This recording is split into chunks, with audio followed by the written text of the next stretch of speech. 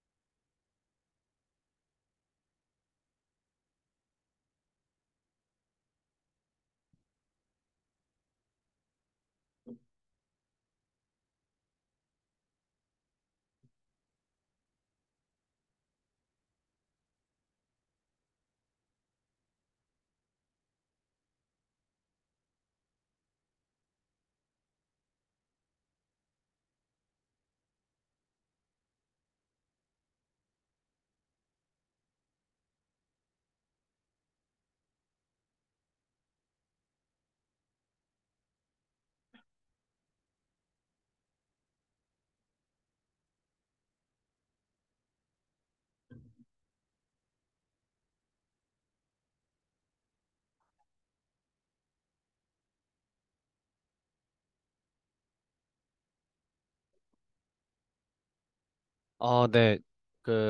오늘 세미나 시작하겠습니다.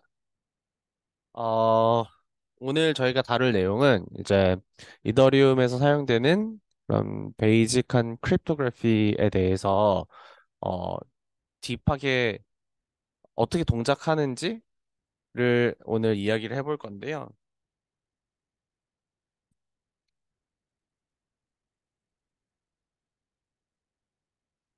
가장 먼저 첫 번째로 카이사르 암호, 시저 암호에 대해서 들어보신 분 계신가요? 네. 시저 암호는 되게 세- 가장 쉬운 형태의 암호죠. 그래서 우리가 그냥 알파벳을 쉬프팅 하면은 이게 어떻게 새로운 암호문으로 평문을 암호문으로 바꿀 수 있는 가장 대표적인 그런 암호 체계입니다. 근데 사실은 이 암호 체계가 우리가 생각하는 앞으로 크립토그래피에서 쓰이는 가장 기본적인 개념을 이 안에 들고 있어요. 그 개념이 뭐냐면은 사실 바로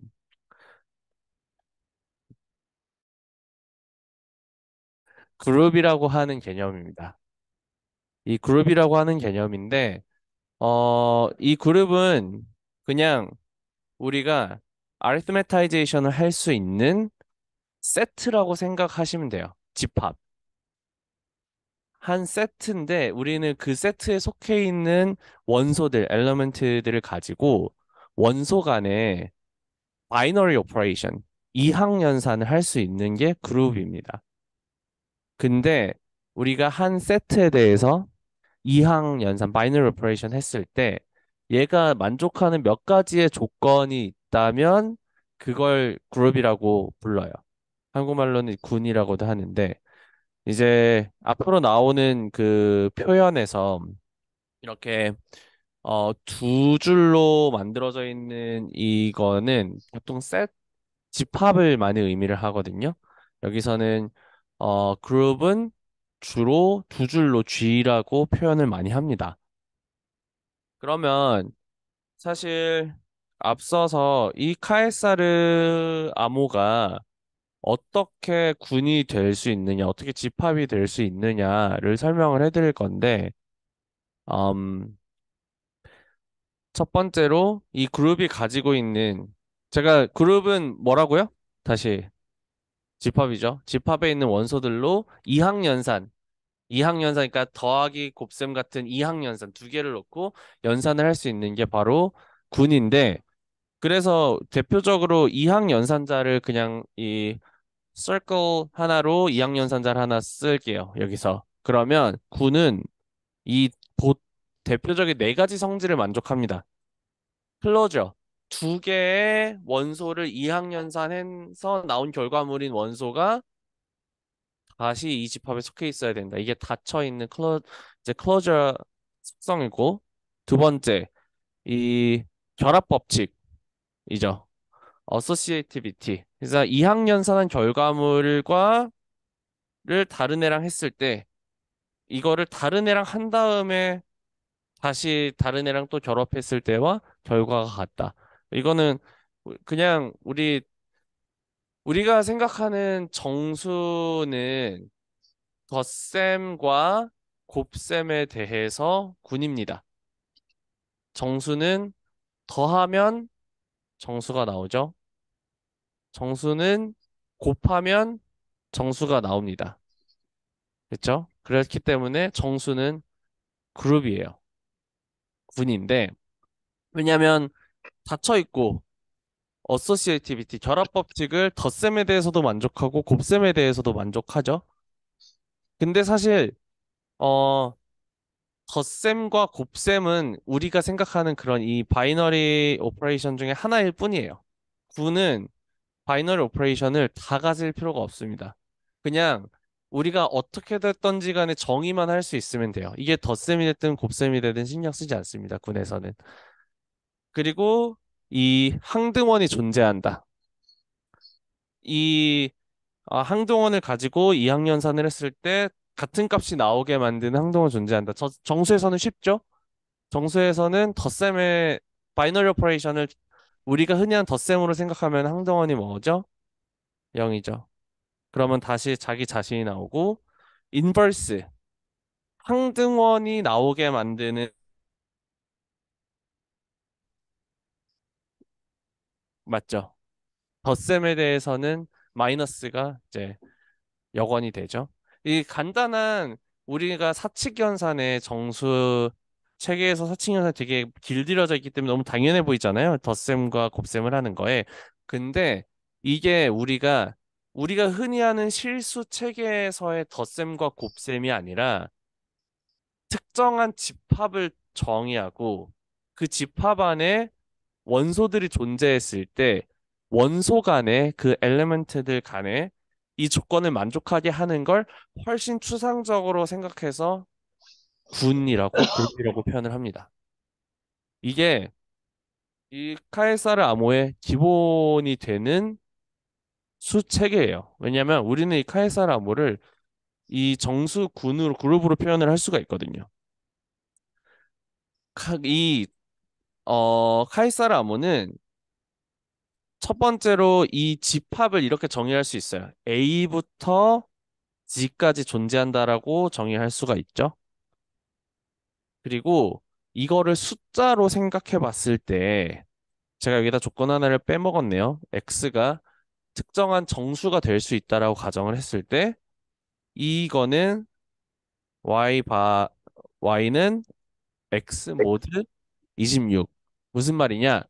26으로 나눈 나머지가 바로 이 카에사르 군이 된다는 세팅인 겁니다. 그리고 각자의 숫자, 모든 정수를 26으로 나누면 그 리메인더가 되는 나머지는 0에서 25까지 존재하겠죠? 그럼 0이 A가 되고 1이 B가 되고 2가 C가 되게 설정을 하는 겁니다. 그러면 이 카에사르 사이퍼에 필요한 군을 에서 우리가 카에사르 암호 인크립션 하는 거를 이항 연산자로 정의해 볼게요. 그래서 K가 바로 우리가 그 사용하려고 하는 암호 키입니다. 암호 키 K라고 했을 때 우린 카에사르 암호를 A 이항 연산 K로 정의할 수 있어요. 이거를 숫자로 다시 써보면 사실 간단합니다. A 플러스 K를 26으로 나눈 나머지.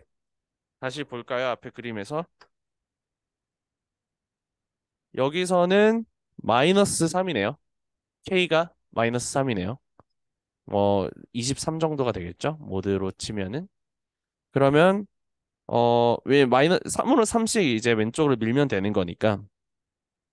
그래서 카에사르 암호는 그룹인데요. 이거를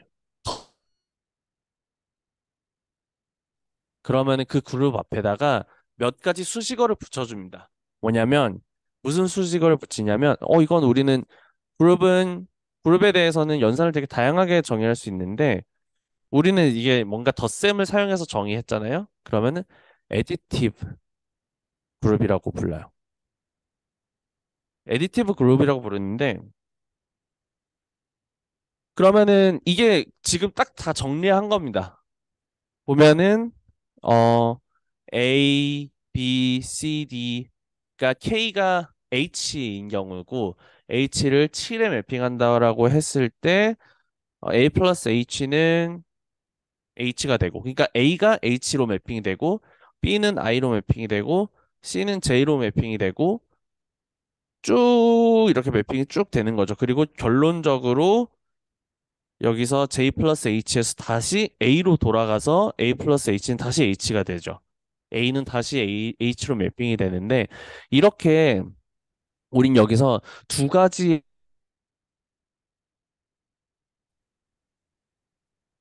첫 번째 정수와 이 그룹의 다른 점이 뭐죠? 정수로 만든 에디티브 그룹과 이 그룹의 다른 점. 그쵸? 그래서 얘는 finite 그룹이라고 부릅니다. 유한한 그룹, finite 그룹이고 또 한 가지 특성이 있어요. 뭐냐면 반복되죠. 그래서 cyclic 그룹 혹은 circular 그룹이라고도 부릅니다. 프리에 트랜스폼 기억하시는 분?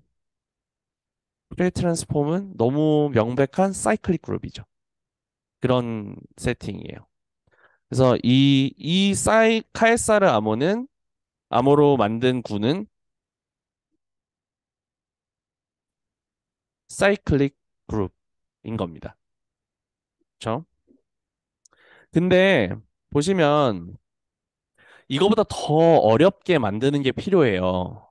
왜냐하면 카이사르 암호는 솔직히 그 복호화 하기 너무 쉽잖아요. 그냥 1부터 26까지 다 K를 넣어 본 다음에 막 말이 되는 걸 찾으면 되는 거니까. 그렇기 때문에 이 암호로서의 시큐리티 레벨이 너무너무 낮아요. 그러면 우리가 어떻게 이 암호로서 시큐리티 레벨을 향상시킬 수 있을까라고 해서 그러면 이걸 조금 더 어렵게 하면은 곱셈을 정의하면 더 어려운 걸 만들 수 있겠다라고 해서 그룹에 대해서 이항연산을 덧셈이 아니라 곱셈에 대해서 정의를 할 수가 있게 됩니다. 여기서 근데 곱셈에 대해서 정의를 할 때 우리가 흔히 쓰는 테크닉이 바로 지수 함수를 사용한 다음에 나누는 거예요. 나머지를 사용하는 거예요. 근데 이 나머지를 사용할 때 주로 이 Q가 소수가 되어야만 합니다. 소수가 되지 않으면 곱셈은 결국에는 약수로 어떤 숫자는 약수로 이루어져 있잖아요. 그렇기 때문에 Q가 여기에 존재하는 어떤 숫자와 공통된 공약수를 가지고 있으면 그러면 우리가 원하는 수준의 이렇게 서큘러한 구조를 만들기가 어려워요. 그 사이즈가 내가 생각한 것보다 훨씬 작아져요. 그러니까 아까는 시큐리티가 뭔가 그룹의 사이즈가 막 26개였잖아요. 우리가 여기서 바라는 거는 최소 어 26개가 되길 바라야 되는데 실제로 Q를 26으로 쓰면은 26이 뭐 13 곱하기 2잖아요. 그렇기 때문에 갑자기 2배 이상으로 줄어들어 버립니다. 시큐리티가. 하여튼 그래서 사용해서 이거를 나누는 테크닉을 쓰는데요. 그래서 어 사실은 그래서 Q로 우린 29를 선택할 건데 이 9는 사실 28개의 숫자가. 왜냐면은 이게 어 곱셈은 그룹을 정의할 때 0은 빼고 정의해야 돼요. 맞죠? 0을 같이 정의하면은 모든 게 이제 어 무너지기 시작하기 때문에 0을 그 원소에서 제거한 상태로 어 정의를 하거든요. 그럼 채팅 잠깐만 보겠습니다. 네. 그러면 네. 0으로 세팅을 하면 어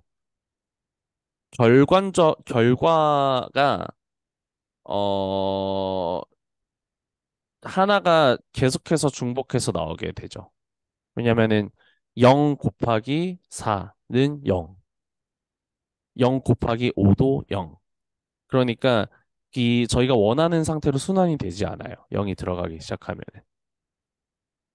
그래서 여기에 결과물을 다시 보시면 지금 Q는 29를 선택하고 지수로는 19를 선택했습니다. 지수로는 사실 또 소수를 선택해야 되는 그런 이유가 있기는 한데 너무 디테일하게 하면은 시간이 너무 많이 걸릴 것 같아서 여기서 한번 규칙을 한번 보시죠. 규칙을 찾으실 수 있으세요, 여기서? A는 S에 매핑이 되고요. B는 M에 매핑이 되고요. C는 O에 매핑이 되고요. D는 X에 매핑이 됩니다.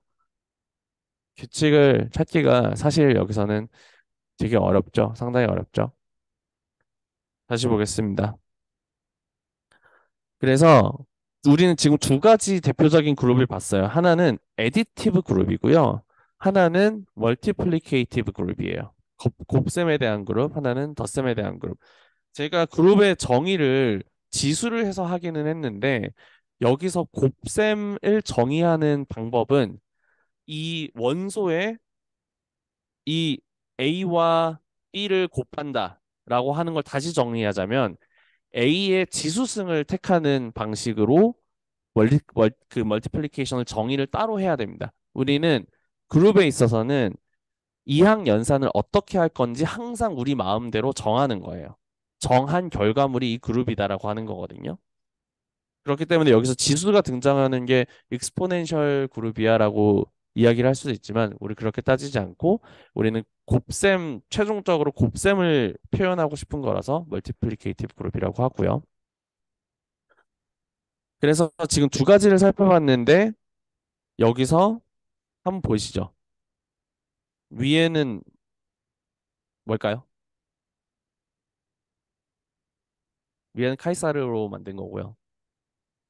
에디티브 그룹에서 만든 결과물이죠. 위에 뭘까요?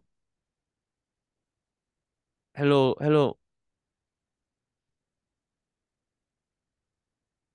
헬로까지 맞아요. 네. 위에는 헬로 월드죠. 아래는 뭘까요?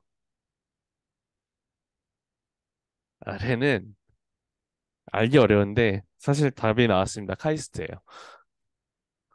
그러니까 이렇게 사실은 멀티플리케이티브 그룹을 만들면 어려워져요.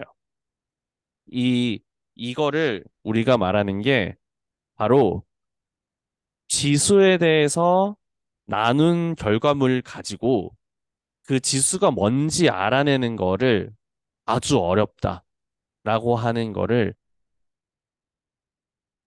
고해요. 한국말로는 이산 로그 문제. 이게 어려울수록 시큐리티가 높아지는 겁니다. 지금 19만 해도 어렵잖아요. 그러니까 제너레이터가 19였거든요. 19만 해도 어렵죠. 그리고 제너레이터는 문제가 아니다. 제너레이터 말고 나눈 모듈라 Q가 29였는데 29만 해도 되게 어렵거든요. 그러면 이 Q가 매우 매우 매우 큰 프라임 넘버가 되면은 사실상 역을 찾아낼 가능성이 거의 존재하지 않는 수준으로 만들어낼 수가 있습니다. 그게 우리가 앞으로 쓰는 모든 암호의 기본인 가정이에요. 이 반대를 찾아내는 게 아주 어렵다는 거. 이게 문제가 깨지게 되면 그때는 이 이산로그 문제에 기반한 암호가 깨지게 되면은 거의 멸망입니다. 멸망. 이제 저희 감당할 수 없는 사태가 되고 어 G와 P를 안다고 해서 알 수가 없어야 됩니다. 왜냐하면 방금 G와 P를 알고 있었잖아요. 이 표를 알기 전에는 사실 여기서 계산할 수 있는 방법이 없어요. G와 Q를 가지고. 그 역을 계산해낼 수 있는 쉬운 공식이 존재하지 않습니다. 그 공식이 찾아지면은 그것도 그거 나름대로 이제 대항이 되는 거고요. 근데 그 말은 Q가 아주 커지면 Q를 만드는 게 불가능하다는 얘기죠. 사실상. 너무 크니까. 이거는 그러니까 한 방향은 쉬워요. 그걸 리버스는 불가능해요. 왜냐면 이거는 한 방향으로 계산은 쉽잖아요. 근데 그 반대로 계산하는 방법 자체가 존재하지 않고 그걸 찾아내기 위해서는 결론적으로 이런 표를 만들어서 룩업을 해야 되는데 찾아내야 되는데 그게 이 Q가 아주 커지면 현대 암호학의 기본 가정입니다. 그게 바로 이제 디스크린 로가리즘 프로블럼이라고 불리고 우리가 어떤 시스템이 이 문제를 만족한다라고 하는 가정은 디스크린 로가리즘 어썸션이라고도 해요.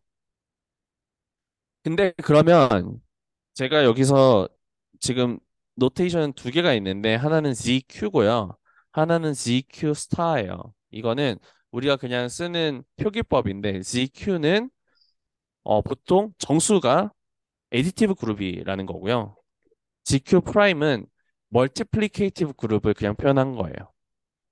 정수에 대해서 모듈로 Q로 나눈 멀티플리케이티브 그룹.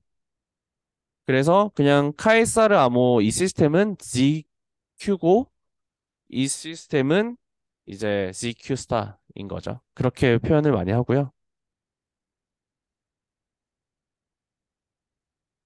네. 노테이션에서는 결론적으로 세트가 똑같기 때문입니다. 네. G를 어떻게 선택하느냐에 따라서 세트가 똑같게 나오기 때문이에요. 네. 근데 이 G를 제대로 선택하지 않으면 같은 세트가 안 나옵니다. 반드시 특정한 조건을 만족하는 제너레이터를 찾아야 되고 그거들만을 제너레이터라고 해요. Q에 디펜던트하고 Q-1만큼의 원소를 가질 수 있게 만든 그 제너레이터들이 특정 몇 개가 존재하는데 걔네들만이 제너레이터로 인정을 받을 수 있고 사실은 우리가 특정한 그룹을 실제로 같이 사용하자라고 공유할 때는 그 제너레이터 G가 뭔지는 공유해줘야지 같은 암호 체계에서 할 수가 있어요. 좋은 질문이었고요. 그래서 이걸로 이 멀티플리케이티브 그룹, 예,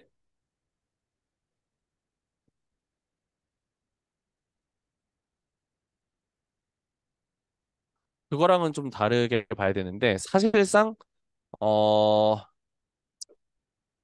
얼마나 어렵다. 우리가 계산으로 풀어내기 어려운 정도면 어렵다라고 볼 수 있을 것 같습니다.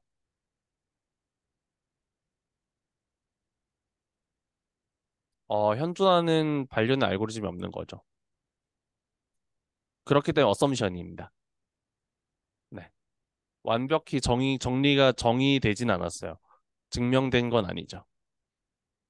그래서 어썸션이고요.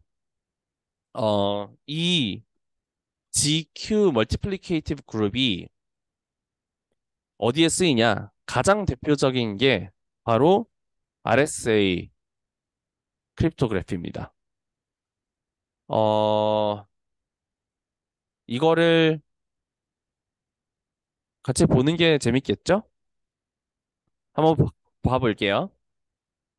첫 번째로 키를 만드는 작업을 시작해야 돼요. RSA는 사실 두 개 쓰입니다. 하나는 인크립션, 디크립션을 퍼블릭 키, 프라이빗 키 가지고 어시메트릭하게 하는 거. 그러니까 우리가 키를 서로 공유한다면 그건 shared 키를 사용하는 시메트릭 사이퍼라고 하고요. 내가 상대방의 공개 키를 가지고 암호화를 해서 주면 상대방이 프라이빗 키를 가지고 복호화할 수 있는 시스템을 어시메트릭 사이퍼라고 해요. RSA는 첫 번째로는 그런 어시메트릭 사이퍼에 쓰일 수가 있고요. 두 번째로는 공개 키, 프라이빗 키를 사용한 서명에 쓰일 수가 있어요. 이 두 가지 용례가 있는데요. 우선은 키를 어떻게 만드는지 한번 살펴볼게요. 첫 번째로 아주 큰 두 개의 P와 Q를 고릅니다. 근데 이 P와 Q가 어 2048비트 이상의 숫자를 고르는 게 안전하다고 알려져 있어요. 우선은 그렇게 해서 두 개의 큰 P와 Q를 고르면 그 다음에 N이라고 하는 거를 계산을 합니다. P와 Q는 프라임이기 때문에 P와 Q 서로가 서로소죠. P와 Q가 서로소고 여기서 오일러의 정리들을 씁니다. 오일러의 정리를 쓰는데 오일러의 phi 함수가 뭐냐면 오일러의 phi 펑션이 뭐냐면 이 1부터 n까지 중에서 n과 서로소인 모든 숫자들이에요. 을 정의하는 겁니다. 그러면 사실은 그게 P 함수는 서로 P와 Q가 N 이퀄 PQ잖아요. P와 Q가 서로소일 때 P-1 곱하기 Q-1로 정의할 수 있어요. 이게 이제 오일러의 phi 함수인데 왜 그렇게 되는지는 조금 생각을 해보시면 나옵니다. 그런데 어, 우선은 오일러의 phi 함수로 이 phi n을 계산을 했고요. 그러면 이 1부터 phi n 사이에 존재하는 2를 하나 고르는데 이 2는 이 phi 함수와 또 서로 소여야 돼요. 그러면 2를 골랐다고 지금 치고요. 그 2를 골랐으면은 어, 2와 D를 곱했을 때 이 phi n이 나오게 만드는 정확하게는 phi n 플러스 1이 나오게 만드는 D를 계산해야 돼요. 이 phi n 플러스 1이 나오게 만드는 D를 계산하는 거는 어렵지 않습니다. 이 어, 정수 모듈러 되어 있는 정수군에서 그거에 그 나눗셈을 하는 거는 공식들이 존재하고 쉽게 할 수가 있어요. 그렇기 때문에 E를 이미 알고 있고 이 Q를 알고 있잖아요. 그렇기 때문에 D는 쉽게 계산할 수 있습니다. 그래서 결론적으로 퍼블릭 키 페어를 내가 P와 Q를 골라서 만든 N과 수를 찾아서 만든 phi 함수와 1 사이에 존재하는 어떤 를 찾아서 그거를 그리고 E 곱하기 D가 phi 플러스 1을 만족하는 D를 내 프라이빗 키로 둡니다. 그러면 이걸 가지고 멀티플리케이티브 그룹의 특성을 사용해서 어떻게 어시메트릭 인크립션이랑 디크립션을 하는지 한번 다음으로 봐볼게요. 인크립션은 사이퍼 텍스트 C는 어떤 평문 M이 있었을 때 이 m을 이 지수를 한 다음에 취한 다음에 n으로 나눈 나머지를 c라고 합니다. 그러면 이거를 프라이빗 키를 가지고 있는 입장에서 코어를 하려면은 이 m에다가 이 사이퍼 텍스트에다가 암호문에다가 이 사람이 가지고 있는 D, 프라이빗 키 D로 멀티플리케이티브를 합니다. 멀티플리케이티브 오퍼레이션을 수행합니다. 여기서는 그게 지수로 올리는 거예요.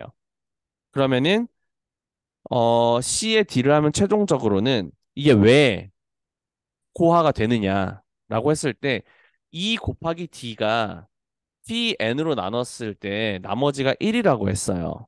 그러면은 여기에 또 오일러 정리가 한 번 더 들어가는데 어떤 특정한 A에 T 함수를 지소승했을 때 이거를 N으로 모듈러를 한 결과물은 무조건 1이다라고 하는 오일러 정리가 있어요. 이거를 쓰면은 우리가 최종적으로는 C의 D승을 했을 경우에 이게 M의 2D승이 되죠. 왜냐하면 C는 M의 2승이었으니까. 근데 이 D는 사실 1 플러스 K phi N으로 정의할 수 있어요. 어떤 K가 존재하는 거죠. 왜냐하면은 모듈러 phi N이 1이었으니까 이 D를 phi N으로 나눈 나머지 반드시 1이었으니까 1 플러스 K phi N으로 정리를 할 수 있고 이거를 다시 쓰면 M 곱하기 M의 K phi N이 되는데 오일러의 정리에 따라서 이건 다시 어차피 1이에요. 얘는 어차피 오일러의 정리에 따라서 어차피 다시 1이에요. 그렇기 때문에 내가 퍼블릭 키로 지수를 한 거를 내 프라이빗 키로 지수를 한 번 더 하면 사실상 지수가 1로 회귀하는 걸 만들어낼 수가 있는 거죠. 이게 퍼블릭 키 인크립션 디크립션 RSA를 사용한 인크립션 디크립션이고요. 네, 네, 이것 때문이죠. 이것 때문에 이게 다시 1로 회귀해버리는 걸 세팅할 수가 있고요. 이제 서명하는 것도 보시면 서명은 좀 더 쉽습니다. 어떤 해시 밸류 H에 대해서 서명을 한다고 했을 때 H는 H의 이제 프라이빗 키로 지수승을 한 게 서명이에요. 베리파이 하는 거는 쉽습니다. 이 서명에다가 퍼블릭 키 E를 다시 했을 경우에 지수를 올렸을 경우에 아까랑 똑같은 원리로 인크립션 디크립션 하는 거랑 똑같은 원리로 다시 H로 돌아와야 돼요. 이게 RSA를 사용해서 서명을 하는 방법인데 이거는 우리가 왜냐면 이 지수를 계산하는 거는 컴퓨테이션을 하는 게 너무 오래 걸려요. 그리고 이 지수가 그 시큐리티 레벨을 만족하려면 엄청 엄청 Q가 커야 돼요. 엄청 큰 P와 Q를 하고 그래서 N이 되게 커져야지만 우리가 원하는 시큐리티 레벨을 달성할 수가 있어요. 근데 그에 반해서 타원 곡선 암호는 훨씬 작은 키를 가지고도 동일한 레벨의 시큐리티를 구현할 수 있겠습니다.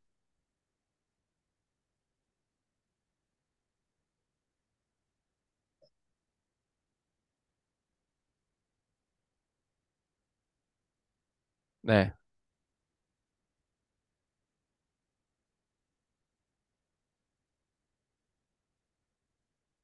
어, 여기서 E가 주어져 있고 C가 알려져 있잖아요.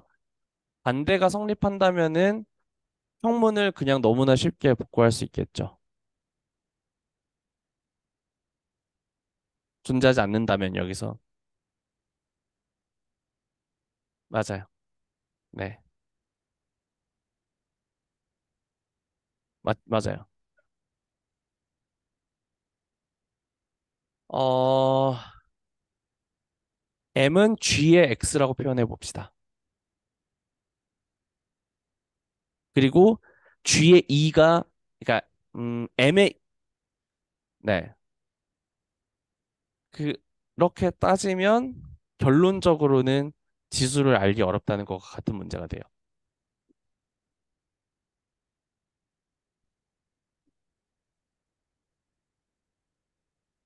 결론적으로 그 같은 문제가 됩니다.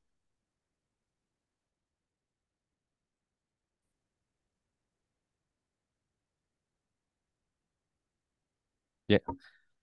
그래서 우리가 왜 여기서 멈추지 않고 더 나아가느냐라고 하는 이유는 RSA는 비싸고 시큐리티가 확보하려면 너무 큰 수가 필요합니다. 특히 컴퓨터로는 아주 큰 수를 계산하는 건 어려워요. 그렇기 때문에 숫자가 작아질수록 유리해집니다. 근데 그 차원곡선 암호는 우리가 훨씬 작은 필드를 가지고도 이걸 해결할 수 있는 시큐리티를 가지고 있어요. 어, 그래서 타원곡선 암호에 대해서 더 자세하게 살펴볼 건데요. 이 타원곡선 암호는 타원 곡선 자체를 어, 그 숫자를 우리가 필드로 새로 정의를 하고요. 그 위에서 타원 곡선을 정의했을 때 그 위에 존재하는 점들의 그룹이 우리가 만들려고 하는 애디티브 멀티플리케이션 그룹을 만들게 됩니다. 애디티브 그룹은 계산하기가 쉬워요. 멀티플리케이티브 그룹은 계산하기가 어렵고요. 그래서 ECC에서는 애디티브 그룹을 만들었는데도 RSA의 멀티플리케이티브 그룹과 같은 시큐리티를 낸다고 하는 계산상의 엄청난 장점이 존재하게 되거든요. 그걸 왜 그런지 한번 더 볼게요. 우선은 어 기본적으로 여기에 우리는 아벨 그룹 잠시만요. 여기서 이거를 먼저 말씀드려야 될 것 같은데. 네. 우선은 우리가 정의하려고 하는 타원 곡선을 사용한 이 그룹은 아까 그 카이사르 암호랑 하고요. 그 그룹의 엘리먼트들 원소들은 사실 우리가 정의한 타원 곡선상의 점들이 다 그 그룹입니다. 그러면은 우리가 여기서 있잖아요. 뭘 하겠다는 거죠? 점과 점의 덧셈에서도 똑같이 했잖아요. 카이사르에서는 알파벳과 알파벳의 덧셈을 정의했죠. 그걸로 인크립션을 했고 이번에는 점과 점의 덧셈을 정의하는 겁니다. 근데 점과 점의 덧셈을 정의하기에 앞서서 몇 가지 그 왜 이게 가능한지에 대해서 기본적인 수학들이 존재하는데 타원곡선을 정의할 때 어, 특정한 타원곡선 공식을 씁니다. 그 다음에 그거를 또 모듈러한 값을 써요. 왜냐면은 지금 우리가 이 디스크릿 로가리즘 프로블럼 만들기 위해서는 기본적으로 필요한 게 바로 이 모듈러 연산이에요. 모듈러 연산을 결국엔 계속 해줘야지만 이거를 반대로 리버스로 찾아가기가 어렵게 만들 수가 있거든요. 그래서 그 연산을 할 때 우리가 쓰는 가장 기본적인 숫자 체계 중에 하나가 사실은 필드라고 하는 체계입니다. 이 필드라고 하는 체계는 사실 되게 단순한데 아까 우리가 카이사르 암호에서는 26으로 나눈 나머지를 썼잖아요.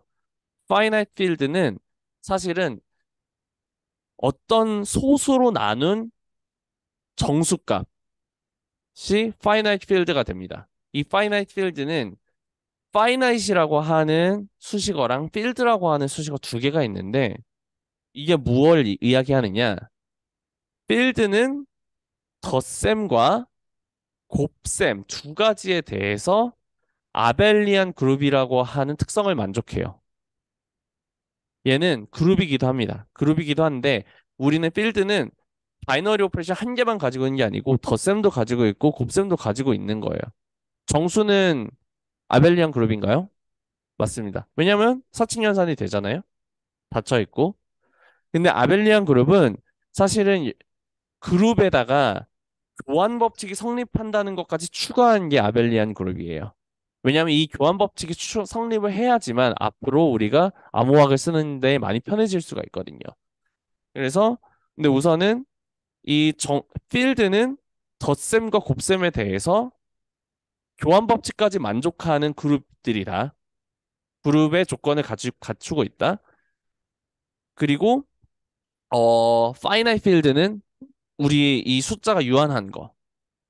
이게 우리가 쓰려고 하는 이 정이고요. 필드에는 이 세 가지 특성 플러스로 하나 더 되는 게 이 분배 법칙도 성립을 해야 됩니다. 뭐 정수는 당연히 성립을 하죠.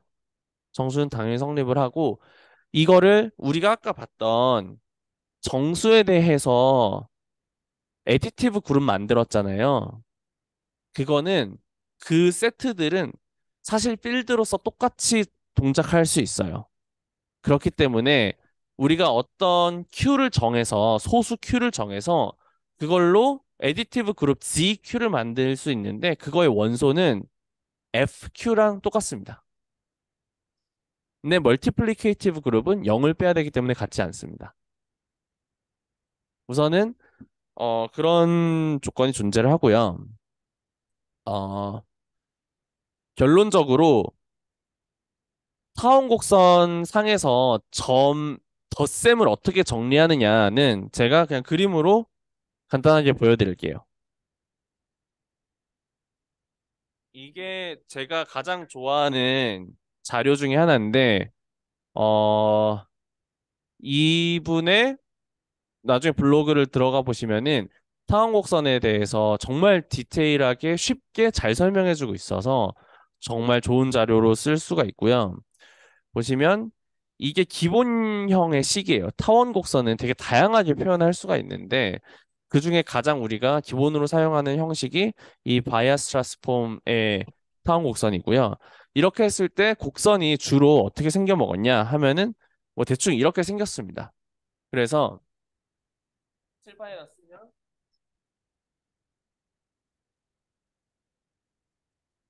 y 제곱으로 정의돼 있으니까 당연히 이제 그 x축 대칭이어야 되겠죠? 그래서 이렇게 생겼는데 그러면 우리가 두- 한 직선 위에 점들이 존재한다고 했을 때 그거를 어떻게 표현하죠? 주로? 점 세 개가 한 직선 위에 존재한다고 하면 우리가 항상 표현하는 그 수학식이 있어요.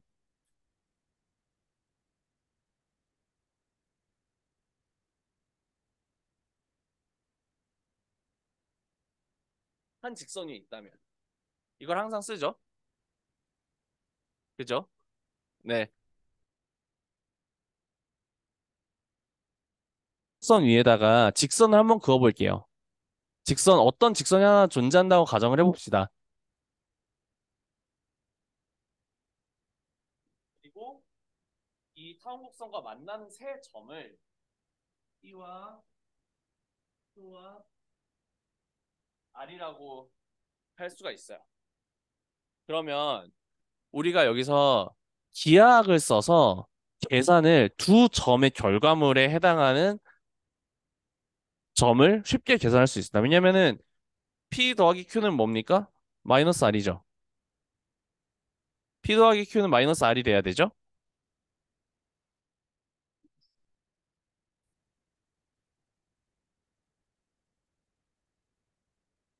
얘는 한 엘레멘트, 이 타원곡선 그룹에 속하는 엘리멘트. 얘도 타원곡선에 속하는 엘리멘트. 얘가 우리가 정의하려고 한 이항연산자의 결과물인 마이너스 R인데 기하학적으로 보자면 마이너스 R은 여기에 존재해야 되죠. 그러니까 이게 결과물입니다. 그러면 우리는 P와 Q를 가지고 R을 계산할 때 저 P와 Q를 이용한 직선을 만든 다음에 그 직선이 타원곡선과 만나는 점을 찾고 그 점을 X축 대칭을 시키면 우리가 원하는 점을 최종적으로 구할 수 있어요. 그러면 2학년 산한 결과물을 구한 겁니다. 이게 타원 곡선에서 덧셈을 정의하는 방식이에요. 그러면 다시 돌아갑시다.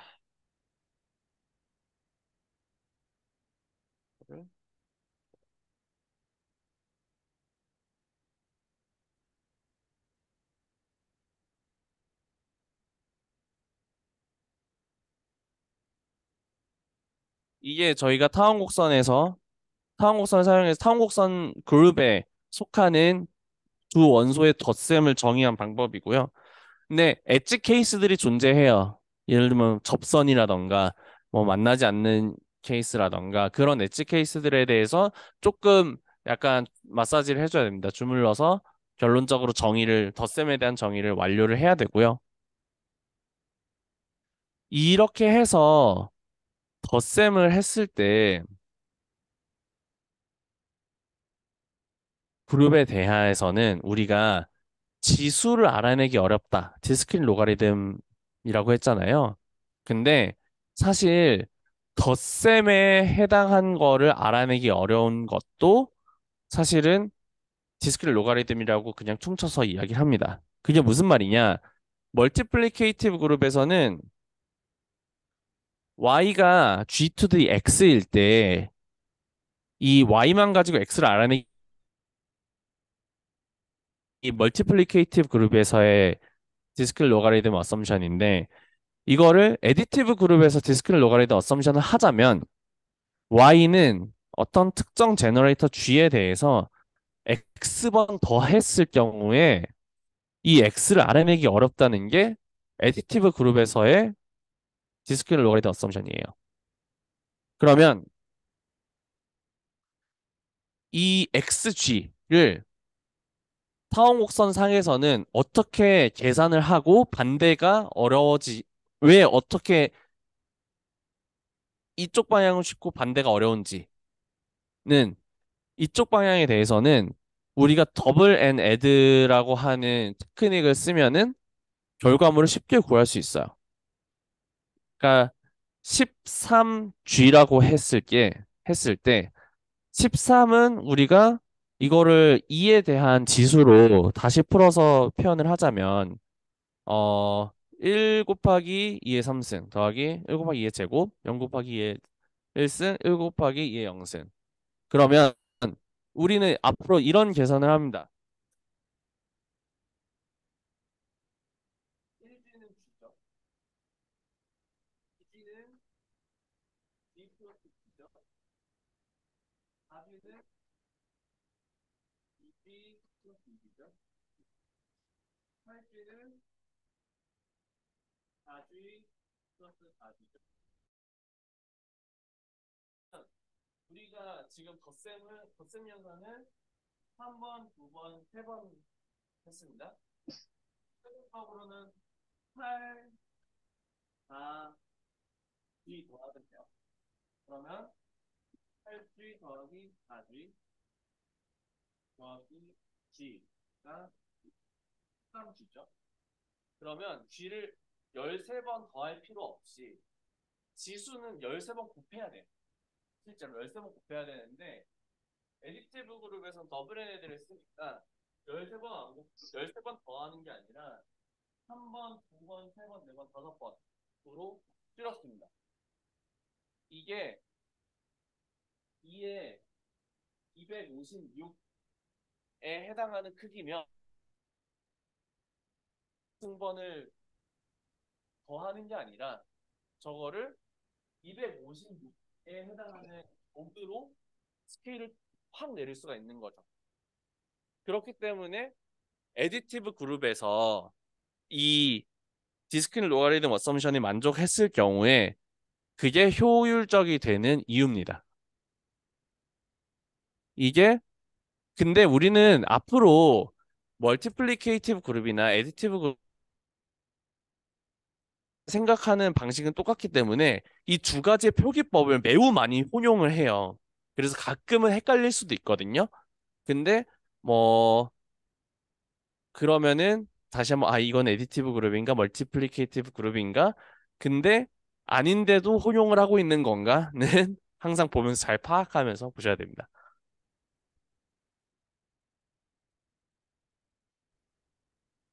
네,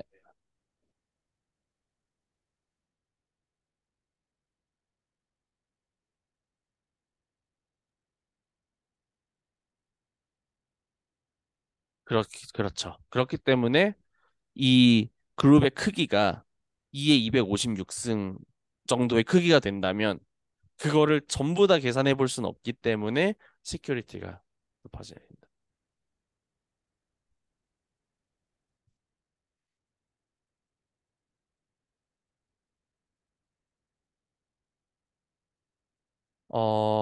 더하기로. 네. 곱하기. 네. 있을 것 같네요. 가능하겠네요.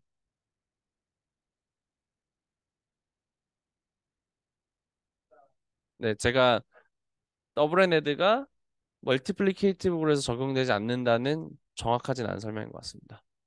네. 어, 네. 그렇게 따졌을 경우에는 사실은 이 필드 자체, 같은 시큐리티를 만들기 위한 필드 자체가 너무 크기 때문에 그게 가장 큰 문제라고 생각해야 될 것 같아요. 네. 좋은 포인트 감사하고요. 이제 우리가 이 멀티플리케이티브 그룹 스타일과 그리고 애디티브 그룹 스타일로 기본적인 응용 암호를 배워볼 건데 마침 피자 왔습니다.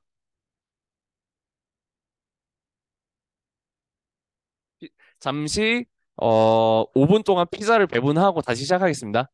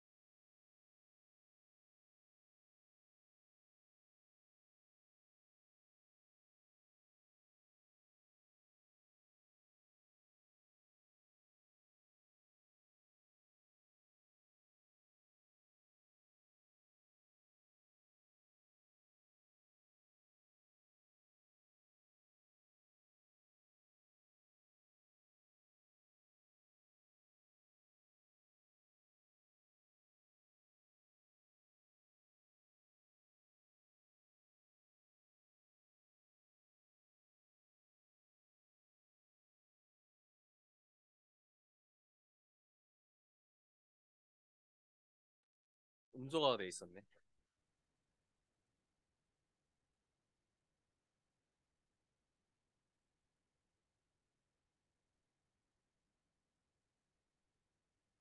앨리스랑 밥이 있습니다. 앨리스의 프라이빗 키는 스몰 a.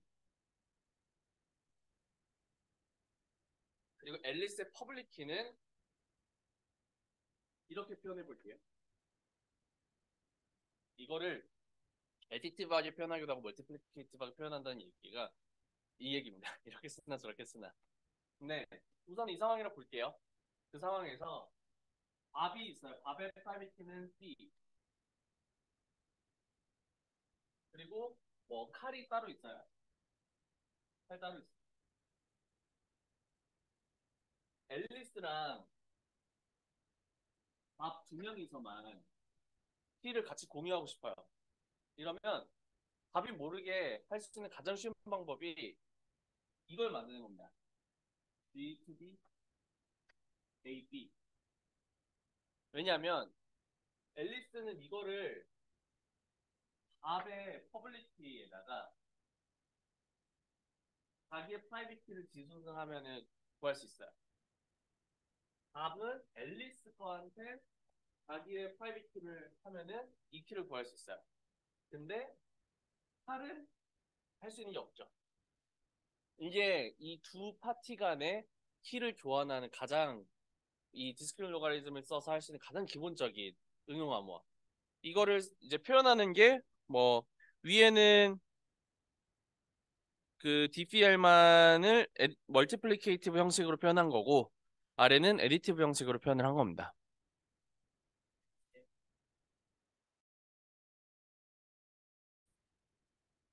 그래서 반대로 이제 이 A, B를 알아낼 수가 없는 거죠, 애초에. 알아낼 수가 없기 때문에 이게 성립을 하는 거고 다음 예제 보겠습니다.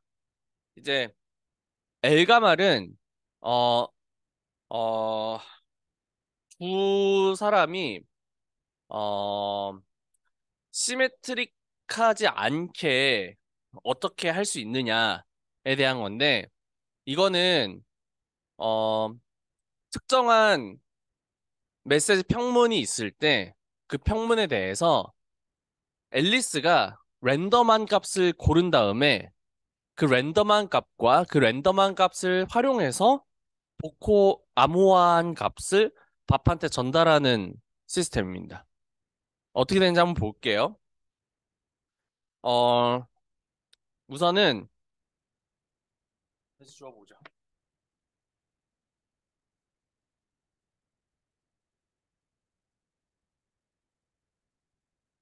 근데 이게 문제가 있어요. 이게 우리가 사이퍼 텍스트가 크잖아요.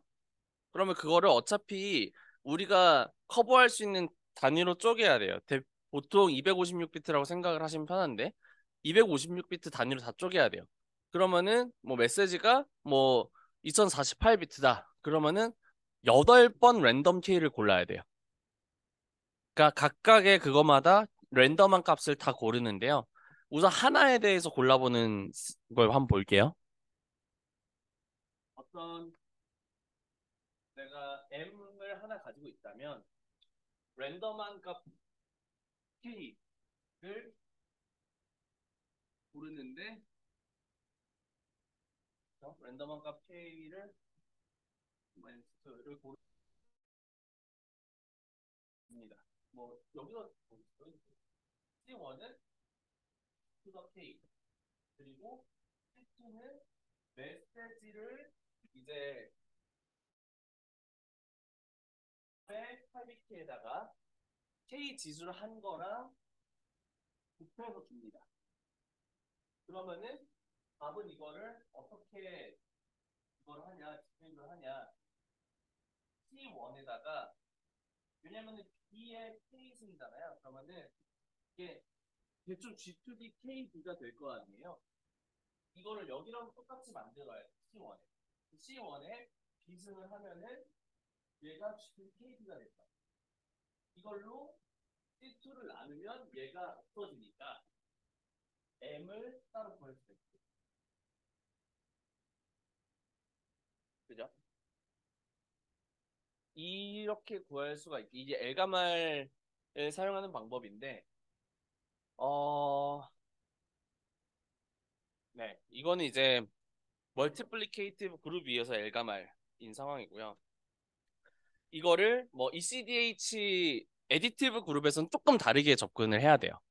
에디티브 그룹에서는 멀티플리케이티브 그룹에서는 이런 식으로 계산이 되지만 에디티브에서는 스칼라랑 이제 스칼라 멀티플리케이션밖에 없기 때문에 그거에 맞춰서 가야 되는데 이것까지 디테일하게 보지는 않을게요. 나는 봤으니까 넘어가고. 그 다음으로는 이제 전자서명. 전자서명을 하는 거에 더 쉬운 버전을 먼저 보여드릴 거예요. 쉬운 버전이랑 약간 그거에 문제점을 개선한 버전들이 있는데 문제점이라고 하긴 좀 그렇지만 가장 쉬운 버전의 전자서명 EC 그 일렉트릭 커브를 사용한 가장 쉬운 버전의 전자서명이 슈노 서명이에요. 이거는 어떻게 보시면 되냐면 프라이빗 키가 있어요. 스몰 k가 프라이빗 키, 퍼블릭 키가 P는 KG, 에디티브 형태로 생각하면 KG고 챌린지가 E가 있어요. 그러면 나는 K를 알잖아요. 그렇기 때문에 서명을 야, 난 K 아니까 챌린지 값에다가 내 K를 곱한 밸류를 그 서명 값으로 하면 어떻게 될까? 라고 하면 이건 너무 쉽게 키가 털리죠. 왜냐면은 이 S랑 E를 공유한 거잖아요. S를 공유했고 E는 알려진 거고. 그러니까 K가 너무 쉽게 털립니다. 그래서 여기다가 랜덤한 값을 추가해서 이거를 모르게 만드는 게 슈노 서명이에요. 어떻게 하냐면 랜덤한 논스 R, 스몰 R을 하나 구합니다. 스몰 R을 하나 구한 다음에 그럼 라지 R은 스몰 RG가 되죠. 그러면은 서명은 S랑 R이 됩니다. 이거는 왜 안전할까요? 한번 볼까요? 왜 안전한지 한번 다음 내가 적어놨나? 아니구나. 왜 안전한지 한번 봐봅시다.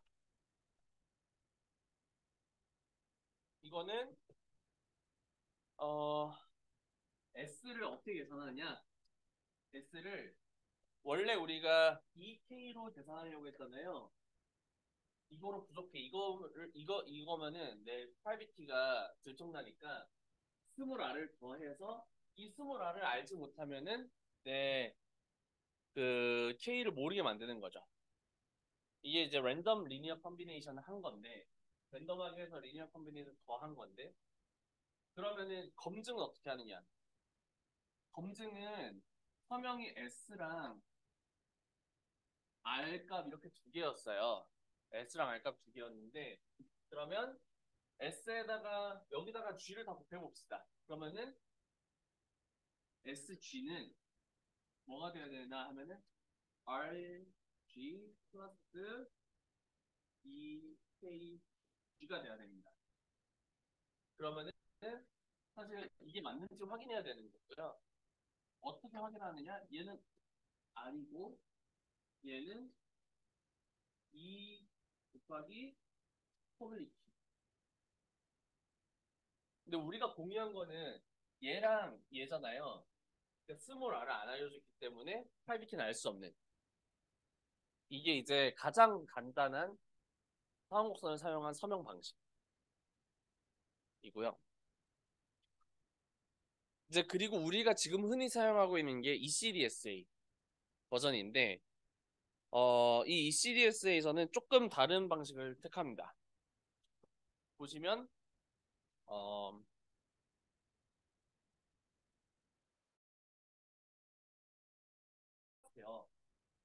그리고 이 랜덤한 값이 알려지면은 아까도 슈노에서도 랜덤한 값 알려지면은 프라이빗키는 털리는 거는 너무 당연하죠. ECDS에도 똑같습니다. 랜덤한 게 예측 가능하거나 알려진다면 아니면 똑같은 랜덤 값을 두 번 썼다면 사실은 그걸로 프라이빗키를 털어낼 수 있는 방법이 존재를 많이 해요. 그렇기 때문에 항상 그 랜덤한 밸류를 잘 정하는 게 중요하고 그거를 그래도 디터미니스틱한 방법으로 하면 좋기 때문에 그거에 해당하는 표준들이 몇 개가 존재를 합니다. 그렇게 존재를 하고 우선은 퍼블리티 P는 PG라고 써볼게요. 그리고 어차피 랜덤한 거를 골라야 되는데 표준에서는 랜덤한 밸류를 K라고 적어요. 랜덤을 랜덤 K. 그러면 우리가 최종적으로 공유할 거는 어차피 이 랜덤한 값을 알려주면 안 되니까 퍼블릭 랜덤 논스를 알려줘야 되거든요. G를 알려줄 건데 이 KG를 알려주는 게 타원곡선 특성상 아까 타원곡선 어떻게 생겼는지 기억하시죠? 이렇게 생겼잖아요. Y 값은 알려주는 게 큰 의미가 없어요. 왜냐면 X 값 알면은 Y 값 이거 아니면 이거잖아요. 그죠?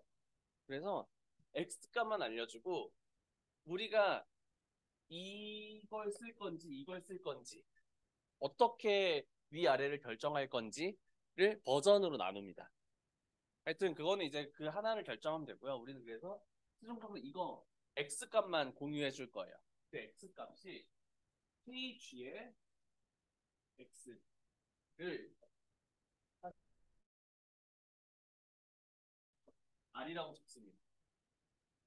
그러면 서명은 이제 여기 이 K는 나만 아는 거고요. K분의 1 더하기 챌린지 값 더하기 웹파일 곱하기 이 퍼블릭 리스 값 해서 서명을 만들면 이거 베리파이 하는 거는 얘를 1로 보내고 얘를 1로 보낸 다음에 G를 곱해보시죠. 그러면은 얘는 1로 가니까 KG가 돼야 될 거고 얘는 1로 갔잖아요. S2분의 G 그리고 SR, S2 곱하기 P S분의 R 곱하기 P S랑 이 알려져 있는 값이죠. 이거 계산하기 쉽죠? P 퍼블릭이죠. 그리고 R 지금 알려줬죠? S 알려줬죠? 계산하기 쉽죠? 이게 KG가 되는지 확인하면은 그러면은 CDSA verify를 할 수 있는 거예요. 이게 전자서명하는 두 번째 방식이고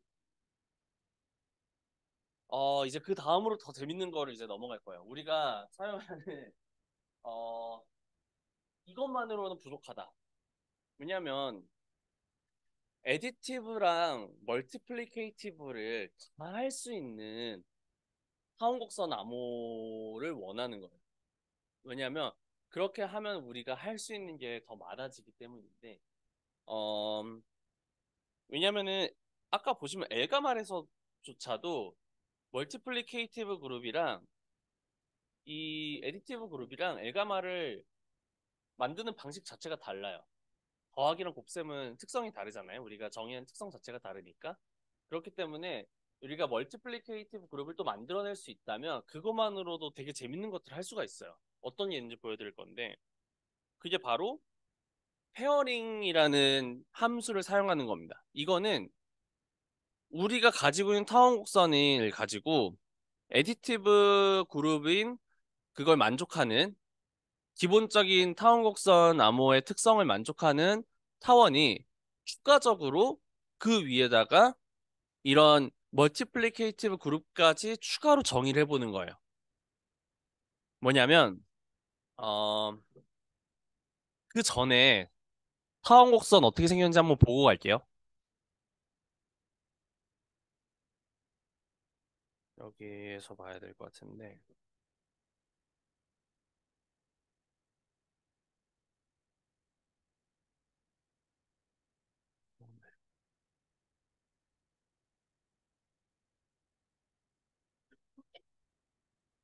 네, 여기 있다. 우선은 여기서 타원 곡선을 가지고 만든 건데요. 보시면은 커브를 정의해 놨어요. 커브가 이 포맷에서 첫 번째 값이 마이너스 7이고 두 번째 값이 10인 형태로 타원 곡선을 정의한 다음에요. 점 하나를 골랐네요. P 하나를 여기 1,2에 해당하는 점 하나를 골랐네요. 근데 여기서 보시면 이 전체 크기가 사이즈가 이거를 뭘로 나눈 거지? 어, 우선 필드의 크기가 어떻게 되는지 잘 모르겠는데 아마 이거를 다 표현한 필드 전체를 표현한 것 같아요. 지금 이게 필드 전체 크기라고 가정을 해볼게요. 이 타원 곡선은 필드 사이즈가 뭐 11인 필드 위에서 구현되어 있는 타원 곡선이라고 볼게요. 그러면 P를 하나 골랐을 때 n이 1이면 Q는 NP일 때 이 P를 스칼라를 하는 겁니다. 스칼라 곱을 하는 거예요. 1P는 당연히 P랑 같아야죠. 2P는 여기 어딘가 있고 3P는 여기. 아, 이게 필드가 훨씬 크네요. 필드가 훨씬 크게 돼 있고 여기 안 나오는데 뭐 3P는 여기, 4P는 여기, 5P는 여기, 6P는 여기, 7P 여기, 8P 여기, 9P 여기, 10P 여기, 11P 여기, 11P 여기, 13P 여기, 14P 여기, 15P, 16P 언제 나와? 20, 21, 22, 23, 16, 27, 18, 19, 12, 13, 안 나오는데?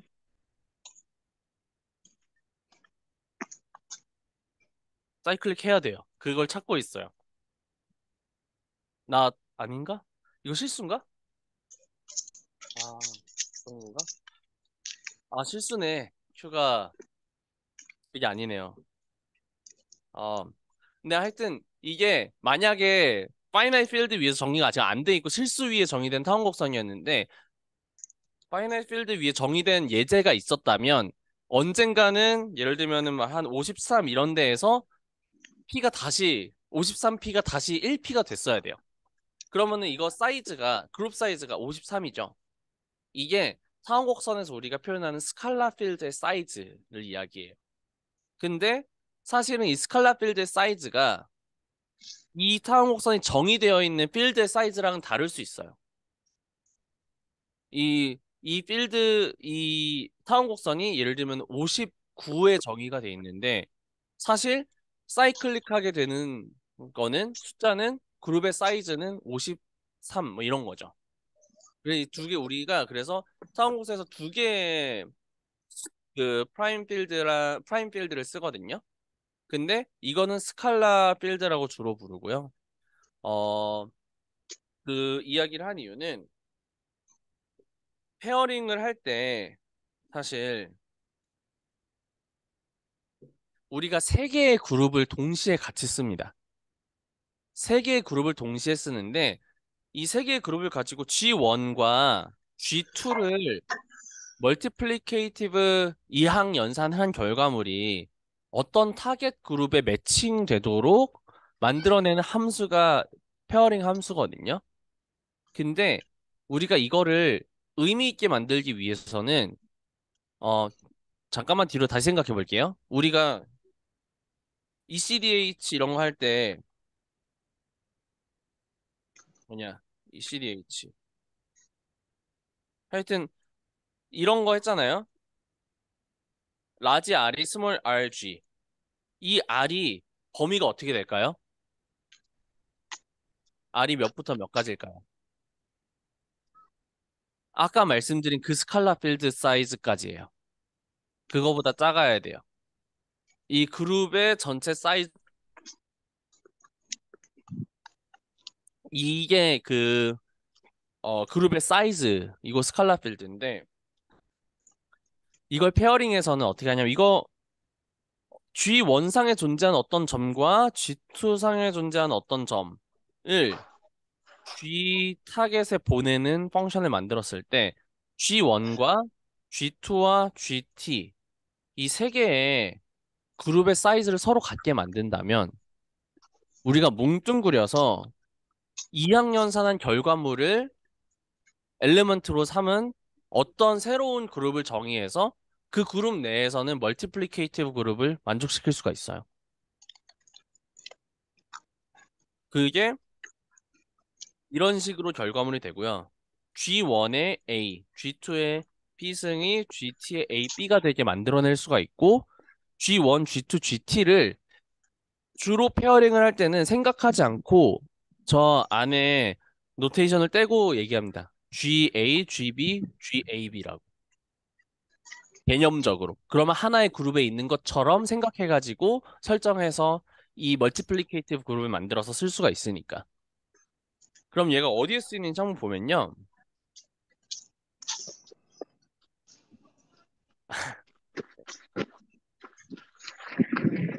가장 대표적인 게 BLS 시그니처입니다. BLS 시그니처는 해시를 해시한 결과물이 이 페어링을 만족하는 타원 곡선 상의 한 점이라고 해서 우리의 프라이빗 키가 X라고 가정을 해볼게요. X라고 가정을 해보고 퍼블릭 키는 이제 그 G2D X예요. 이거 그룹이 무슨 그룹인지는 너무 신경 안 써도 돼요. G2D X고요. 그래서 앨리스의 퍼블릭 키 계산한 거랑 똑같습니다. G2DX. 왜냐하면 프라이빗 키가 X니까 퍼블릭 키는 G2DX가 돼요. 그럼 서명 어떻게 하느냐? 우리가 해쉬를 이 어떤 점으로 표현해서 해쉬를 만들어낸다면 이거에 대해서 우리가 서명은 어떻게 하느냐? H에 대해서 X만큼 지수를 한 결과물을 서명으로 둡니다. 그러면 이 서명의 검증은 페어링 펑션을 사용하면 검증할 수 있어요. 페어링 펑션을 쓰면은 시그마 이 서명과 제너레이터를 하면은 이게 해쉬 함수와 Q가 돼야 된다는 거죠. 다시 볼까요? 왜 그렇게 되는지?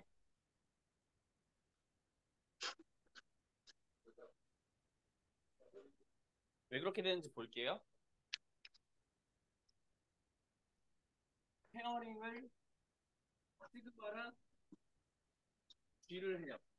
이거를 멀티플리케이티브 형식으로 다시 쓸게요. 시그마랑 G. 만약에 좀 빼고 그냥 시그마는 뭐죠? 시그마는 의 X죠. 그죠? 근데 H는 뭡니까? 어떤 M이고 이거는 그룹의 어떤 점이에요. 그러면은 예를 들면 어, 이 H가 B2D 뭐 H 프라임에 매핑 할 수 있다고 가정을 해봅시다. 이걸 몰라도 상관없어요. 어떤 H 프라임, G2D H 프라임이 H가 되는 값이라고 한번 해볼게요. 그러면은 이거 다시 적으면 G2D H 왼쪽은 이렇게 됩니다. 그러면은 페어링에서는 아까 이게 가능하다고 했잖아요. 이걸 밖으로 빼는 게 가능해요. 그러면은 이게 어 이거 H 프라임 X로 만들어낼 수가 있어요. 바깥으로 빼는 게 가능한 상황. 그러면 이거를 뭐냐? 얘가 이거랑 같은지 한번 보면은 같나요? G2DX에다가 이게 뭐랑 같은지 확인하는 거냐? 이 HM은 G2D H 프라임 이거 이거 H도 바깥이죠. 얘는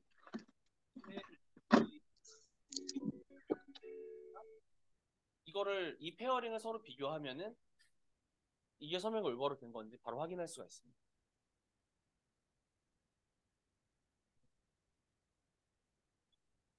네, 얘기를 해봅시다. 네,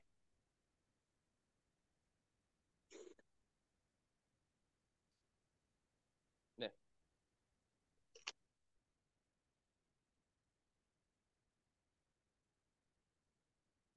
네.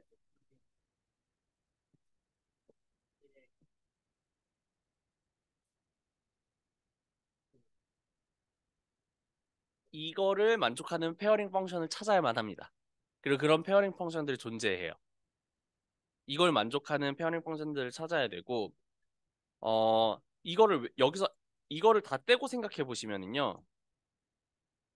1이랑 2랑 t를 다 떼고 생각을 해 보시면은 그러면은 뭔가 훨씬 보기 편해요. 왜냐면 A랑 B랑 A, B는 같은 스칼라 필드 안에 있어야 돼요. 왜냐면 이 얘네들의 서로 그룹의 크기가 다 똑같으니까.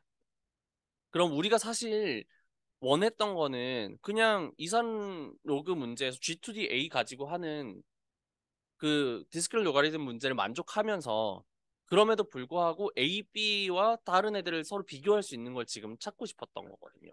그게 가능해지는 거예요. 페어링 펑션을 쓰면.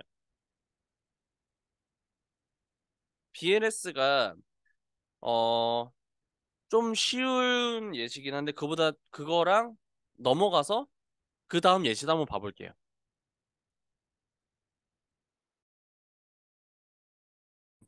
그냥 뭐 다양한 메시지에 대해서 서명한 거를 다 모은 다음에 훨씬 더 간편하게 검증할 수 있다라고 하는 건데 이거는 뭐 지금은 넘어가도 될 것 같고 다음 거 볼게요.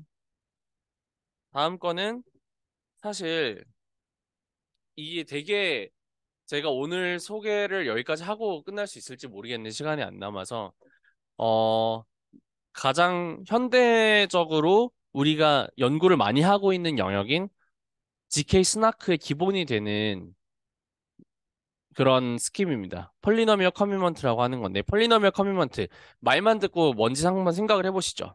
뭘까요?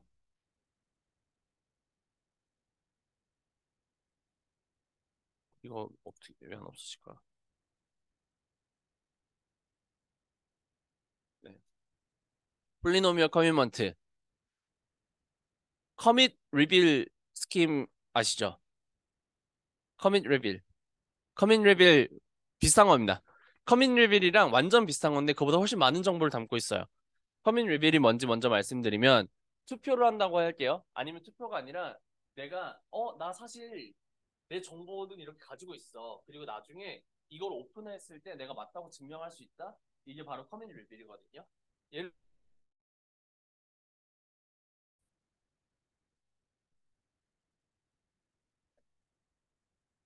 들어 몇 학번인지가 제 정보입니다. 제가 몇 학번인지 정보 안 알려드릴 건데요.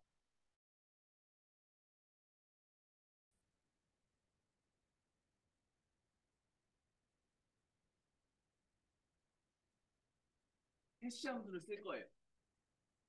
그리고 여기다가 제 학번을 넣을 거거든요. 이렇게만 하면 쉽게 알 수 있어요. 왜냐면은 그냥 다 넣으면 되잖아요. 대입해 보면은 같은 해시값 뭔지 알 수 있잖아요. 여기다 제 학번을 넣고 여기다 어떤 솔트 하나 넣어줍니다. 제 학번에 뭐 밸류 V라고 해볼게요. 그리고 이 결과물은 해시가 해시. 그 다음에 제가 여러분한테 제출하는 거는 어 이거만 제출합니다.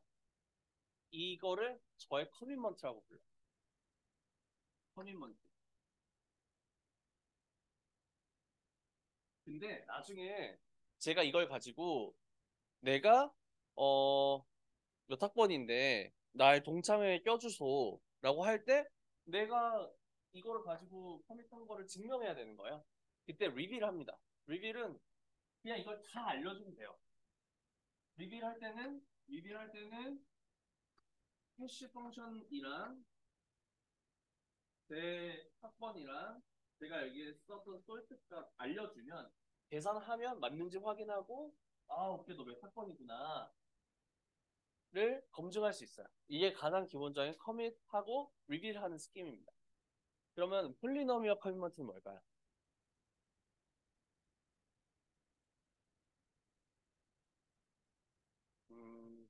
우선 해시를 안 쓰는 건 맞고요. 조금 더 그 디스크립티브 설명을 해서 내가 폴리노미얼을 알고 있는데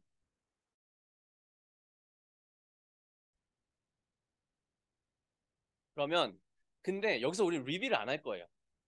리뷰를 한다는 거는 내가 알고 있는 폴리노미를 알려주는 거거든요. 그건 하고 싶지 않아요. 쭉 안 할 거예요.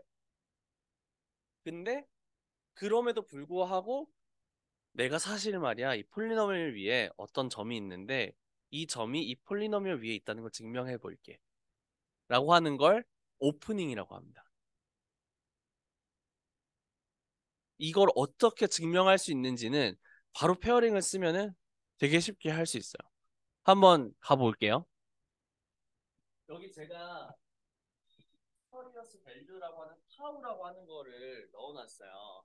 이거를 우리가 흔히 그 타우의 급수, 그러니까 파워스 타우라고 표현을 많이 하는데 우리 어느 누구 타우를 모른다고 생각을 해볼게요. 우리 모두 타우는 모르지만 G랑 G2더 타우랑 G2더 타우 스퀘어는 알아요. 이 밸류는 알아요. 근데 타우는 아무도 몰라요. 우선 이거 왜 어떻게 가능한지 한번 쉽게 보고 갑시다. 이거를 만드는 이유는요. 우리 중에 한 명만이라도 공직하면은 낼 수 있어요. 그거를 트러스트 셋업이라고 부르는데 저는 제가 먼저 첫 시작을 합니다. 저는 랜덤한 값 A를 골라요. 그 다음에 G랑 G to the A랑 G는 이제 공유할 필요 없죠. A 스퀘어 이렇게 만든 다음에 세트를 만든 다음에 다음 분한테 드립니다. 그럼 다음 분은 랜덤한 B를 골라요. 그 다음에 여기다가 B를 합니다. 여기다가 B 스퀘어를 하고 이거 할 수 있죠? A 몰라도 이렇게 해가지고 엄청 많은 사람들이 다 했어요. 그러면 G2D, A, B, C, D, E가 커브가 되고 타워 스퀘어 이렇게 해서 어떤 걸 만들어낼 수가 있는데 이렇게 했을 때 내가 참여한 사람으로서 나 혼자만이라도 A를 다른 사람한테 공유하지 않았다. 그러면은 다른 사람 타워 모를 거예요. 계산할 수 없을 거예요. 그죠? 왜냐면은 이거 계산할 A, B, C, D, E 다 있어야 되잖아요. 근데 계산할 때 A 안 필요하고 G2D A만 있어도 이거 계산할 수 있거든요. 그렇기 때문에 나는 이 랜덤한 값 A를 고른 다음에 턱식 웨이스트라고 불리는데 이거를 나만 알고 있는다면 적어도 나는 다른 사람들이 타오를 아는 거에서부터는 안전한 거예요. 그러니까 우리는 목적을 달성했다. G 타우, G 타우 스퀘어, G 타우 to the n까지는 알지만 타우는 아무도 모르는 상황을 만들어야 우선 저애를 뭐 스트럭처드 레퍼런스 트리라고 불리는데 뭐 하여튼 얘가 있다고 치고요. 이 타워를 활용해서 폴리노미얼 커뮤니티를 만드는 겁니다. 폴리노미얼을 여기 제가 아래 적어놨는데 fx가 a0 플러스 a1 x1 a1x 플러스 a2x 스퀘어 플러스 해서 a2 x to the 이렇게 존재한다고 했을 경우에 여기에 폴리노미얼 커뮤니티는 뭐가 되냐? F 타우는 계산할 수가 없어요. 하지만 G to the F 타우는 계산할 수 있죠? 그쵸? 이건 계산할 수 있습니다. 왜냐면 이거는 A0 플러스 A1 타우, A2 타우 스퀘어, AB 타우 스퀘어 D. 내가 이 코에피션트들을 안다면 나는 계산할 수 있어요. 왜냐면은 G to the 타워랑 타우 스퀘어 얘는 알려져 있잖아요. 그럼 얘는 계산할 수 있고 얘가 바로 폴리노미얼 커뮤니티 C가 됩니다. 그러면 얘를 가지고 내가 f라는 함수 위에 m, fm이 존재하는데 그게 이 내가 커밋한 폴리노미얼 위에 있다는 걸 증명하는 게 가능합니다. 어떻게 하느냐? 페어링을 써서. 이게 여기서 그 목함수를 정의할 수 있죠. 왜냐하면 m, fm을 지난다면은 이 fx는 이 목함수를 반드시 포함하고 있어야 될 거 아니에요? 그쵸? 그렇기 때문에 얘는 우리가 목함수를 지정해서 그 다음에 G2D phi m을 계산해 버립니다. g2d phi m을 계산해 버리면 이걸 계산하는 거는 뭐 네, G2D 타우가 결론적으로 될 거니까 지수에 대해. 그죠? G2D 타우를 계산할 수 있으니까 계산할 수 있는 겁니다, 쟤는. 그러면 우리가 이 오픈 얘가 이렇게 우리가 제공되는 프로가 오프닝 프로가 이걸 만족하는지 계산하는 거는 페어링을 쓰면은 계산할 수 있어요. 왜냐하면 한번 보시죠. G2가 타우 마이너스 M과 G2가 phi M은 이게 없어져야 돼요. 그죠? 얘 상쇄시킬 수 있어요. 왜냐면 여기 있는 시스템을 이쪽으로 옮기는 게 부당해요. 왜냐면은 아까 GA, GB가 GAB가 되잖아요.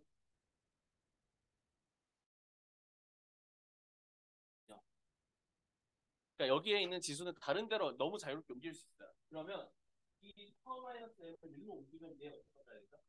얘만 남잖아요. 그러면은 이 파워 마이너스 M 아닌데? 잘못했다. 이거는 얘랑 곱셈을 해야 됩니다. 정확하게는 어, 오프닝 식이 잘못 쓰였고 G to the 이거랑 G 마이너스 FM 이렇게 해서 이 지수가 더해지도록 이렇게 검증하면 됩니다. 제가 저기에 식을 잘못 썼는데 이렇게 하면은 내가 이 폴리노미얼 커리먼트 C를 가지고 이 얘가 어디 들어갔는지 알려주는 걸 할 수 있어요. 그러면은 이게 이제 페어링으로 할 수 있는 건데 이걸로 할 수 있는 두 번째 재밌는 일을 또 말씀드릴게요. 두 번째 재밌는 일인데 어, 네. 샤밀리 시크릿 쉐어링은 내가 비밀 키를 공유할 수 있는 보편적인 프로토콜 중 하나예요. 뭐냐? 여기 이제 지우겠습니다. 지우고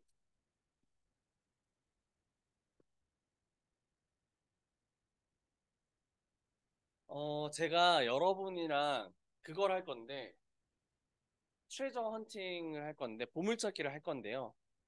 어, 보물을 우리 방에 어, 10개를 둘 건데 10개 중에 7개를 이상 가지고 있으면 보물을 가져갈 수 있는 게임을 만듭니다.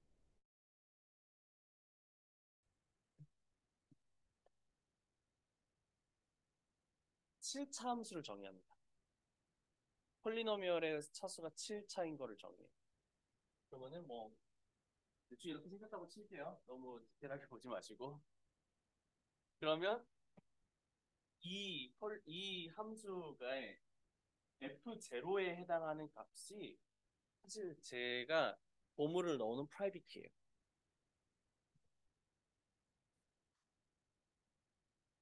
얘를 제 프라이빗 키로 삼는 거예요. 그러면 철 설명을 하든 해가지고 뭔가를 가져갈 수 있겠죠. 근데 이 F0는 안 알려줄 거예요. F0는 안 알려줄 거고요. 근데 나는 이 함수 위에서 점을 10개를 고를 거예요. 하나, 둘, 셋, 넷, 다섯, 여섯, 일곱, 여덟, 아홉, 10개 골라서 이 10개를 뿌릴 겁니다. 아니 근데 사실 뭐 더 많이 근데 사실은 더 많이 뿌려져 있을 수도 있고 근데 제가 이거를 뿌릴 때 얘가 사실 여기서 왜 10개 중에 7개를 가지면은 얘를 왜 알 수 있죠? 그쵸? 그냥 쉽게 인터폴레이트 하면 되죠? 왜냐면은 2차 함수는 점 3개 알면은 알 수 있잖아요? 그죠? 그렇기 때문에 어, 6차 함수여야 되구나. 7개 알려면은 6차 함수고 그러면 7개 가지면은 6차 함수를 만들어낼 수 있으니까 계산할 수 인터폴레이션 쉽게 할 수 있죠. 그러면 F를 내 폴리nomi을 알 수 있고 그 F0는 대입해서 구하면 되잖아요. 그렇기 때문에 이 프로토콜을 샤밀 시크릿 sharing이라고 불러요. n분의 d를 알면 내가 시크릿을 알 수 있다. 폴리노미얼 코에피션트를 알 수 있다. 근데 우리는 이제 여기서 나눌 때 제가 사기칠 수도 있잖아요. 백날 해봤자 나는 이상한 폴리노미얼 위에 있는 다른 폴리노미얼 아무거나 그냥 막 이거 있는 거 막 찍어가지고 여기다가 공유하면 그러면은 이게 보물이 아니라 쓰레기잖아요. 그래서 보물이 맞다라고 하는 증명까지 같이 주는 겁니다. 폴리노미얼 커미먼트를 사용해서 가능하겠죠? 예를 들면 여기가 share 1, share i라고 해봅시다. share i면 f share i가 점이죠. 이거를 종이에 써가지고 여기다가 둘 건데 얘가 이 폴리노미얼 위에 있다라고 하는 증명도 같이 줄 거예요. 그거 뭐냐?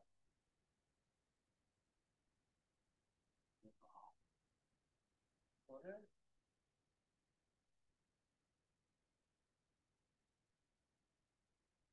아까 만들었던 그 오프닝 기억나죠? 이 점에 대한 오프닝 프로프를 같이 줄 수 있었잖아요.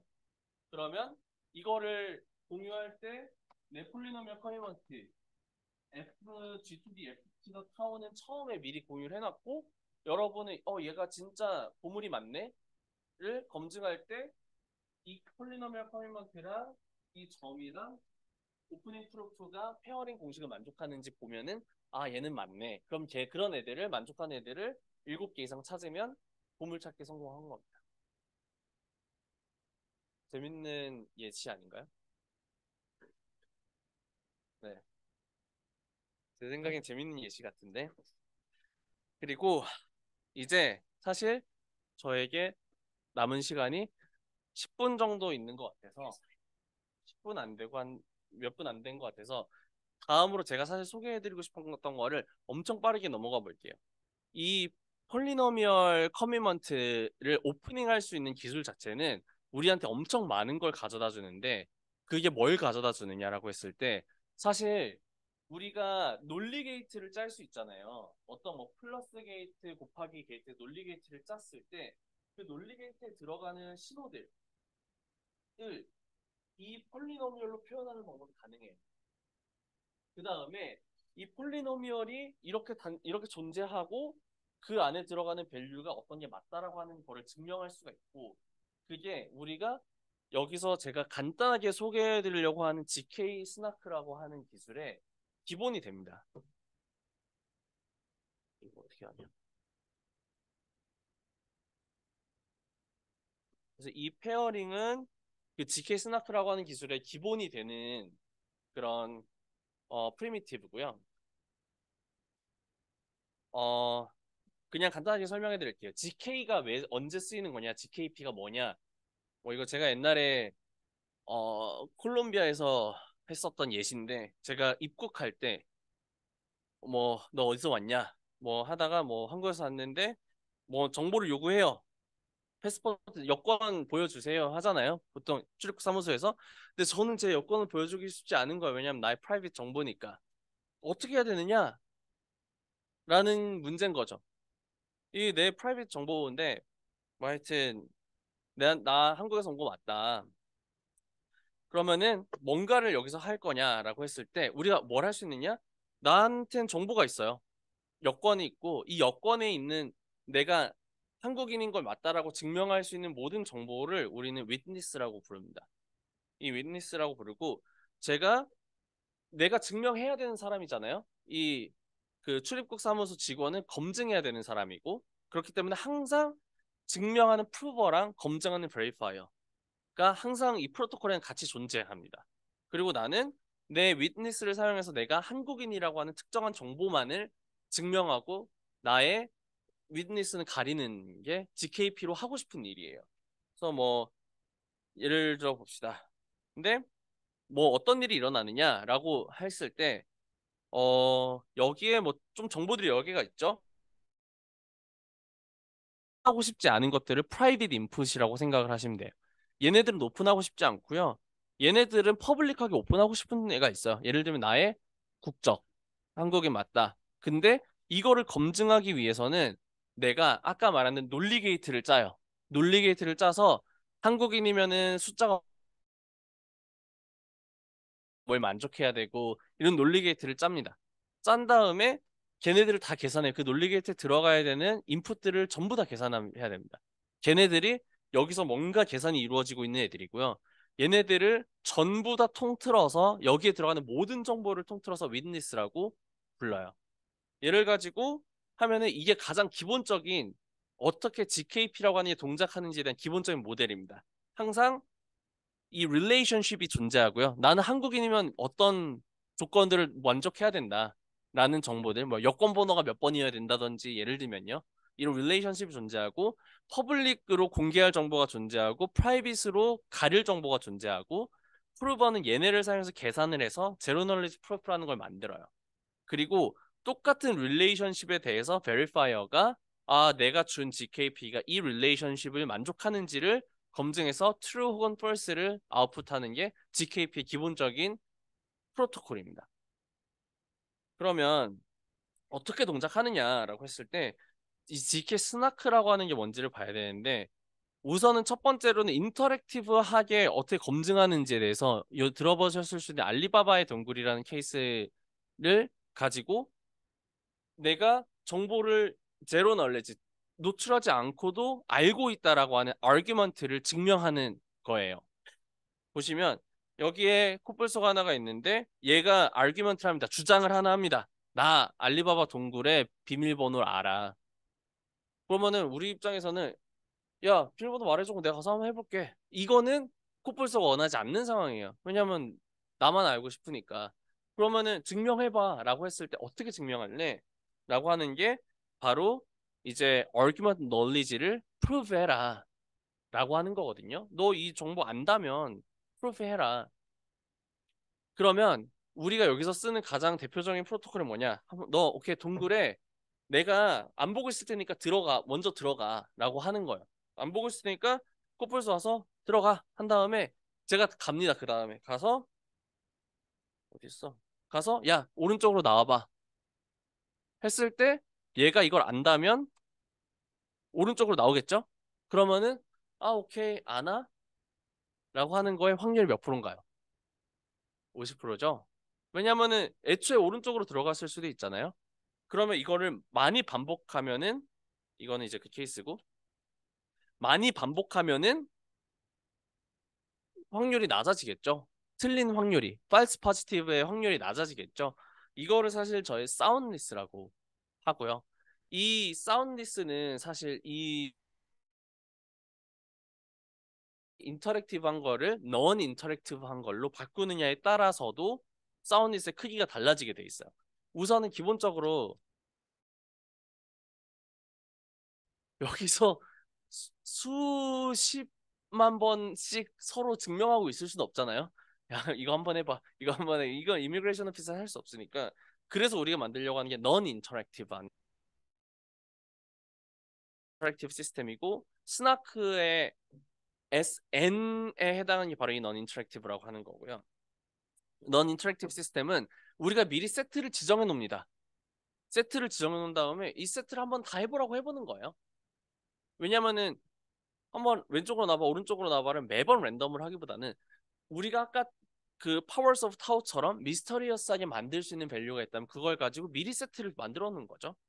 그러면은 뭔가 레프트 라이트 레프트를 어떤 조건에 맞춰서 얘는 절대 알지 못하지만 이걸 만족해야 되는 형태로 미리 만들어 놓고 이거를 따라 해봐라 라고 하는 거예요.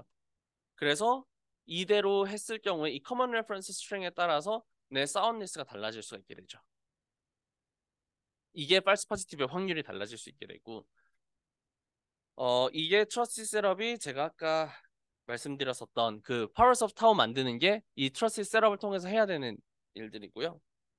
그리고 이거는 아까 말씀드린 것처럼 멀티파티 컴퓨테이션을 할 수 있다. 그리고 트러스트 셋업 만들어진 Powers of Tao를 신뢰할 수 있는 가장 좋은 방법이 뭘까요? 신뢰하지 않는 건데 그 방법은 내가 참여하면 됩니다.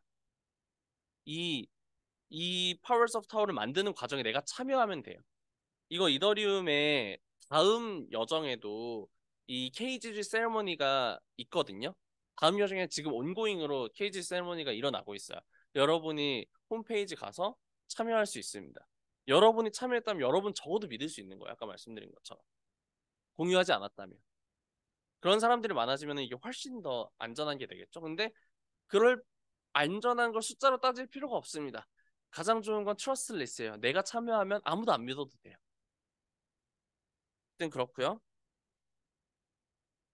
어, 저희가 지금 본 것 중에 제로 널리지, 알려주지 않으면서 간결하게, 너무 크지 않게, 사운드리스를 지키면서 너무 크지 않게, 넌 인터랙티브하게 만드는 어규먼트 오브 널리지가 GK 스나크라고 하는 겁니다. 뭐 GK 스타크는 뭐예요? 뭐 스나크는 뭐예요? 하는데 어 GK 스타크도 GK 스나크 일종이라고 생각을 하시면 돼요. 석싱트하고 넌 인터랙티브하고 어규먼트 오브 널리지니까.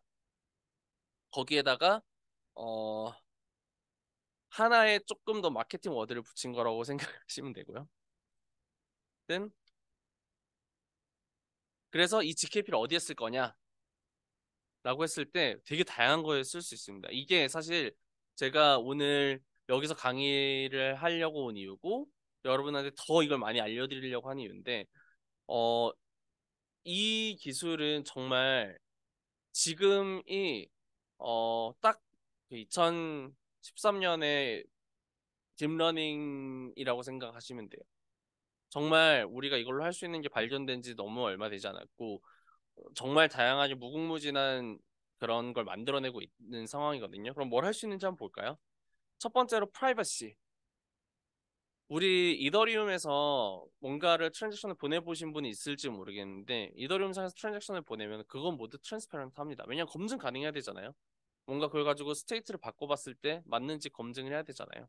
근데 지로 놀리지 프로프를 사용하면은 그 상태를 내가 바꾼 게 맞다라고 증명하면서도 그거를 들어가 바꾸기 위해 어떤 정보가 들어갔는지를 가릴 수가 있어요.